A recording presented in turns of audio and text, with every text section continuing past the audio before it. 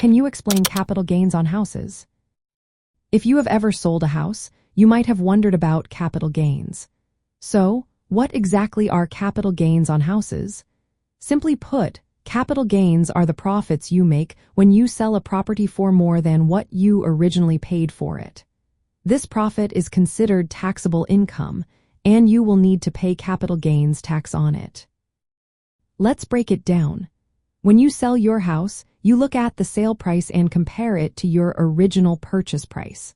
For example, if you bought a house for $200,000 and sold it for $300,000, you have a capital gain of $100,000. Now, there's something called adjusted basis. This is not just the purchase price. It includes any improvements you made to the house that increased its value. If you added a new kitchen for $20,000, your adjusted basis would be $220,000. So, if you sold the house for $300,000, your capital gain would be $80,000 instead of $100,000.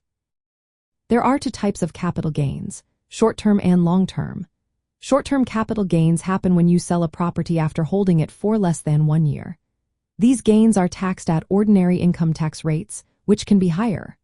Long-term capital gains apply when you hold a property for more than 1 year. These are usually taxed at lower rates, which can be 0%, 15%, or 20%, depending on your income level. Calculating the capital gains tax on a home sale is straightforward. You subtract your adjusted basis from the sale price to find your gain. Then, you apply the appropriate tax rate based on whether your gain is short-term or long-term. If you are selling your primary residence, you might qualify for a tax exclusion. This means you can exclude up to $250,000 of capital gains from taxation if you are single. If you are married and filing jointly, that amount increases to $500,000.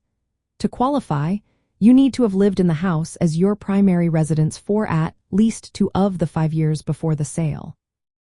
For real estate investors, understanding capital gains is important for tax planning.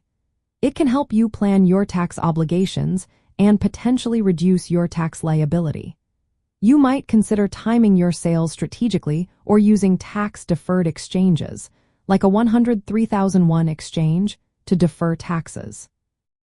Knowing how capital gains work can also influence your investment strategy. You may decide to hold properties long-term to benefit from lower tax rates or sell quickly if you expect significant appreciation in the short term. In summary, understanding capital gains and their tax implications can help you make informed decisions about buying, holding, and selling properties. This knowledge can ultimately optimize your financial outcomes in real estate investing.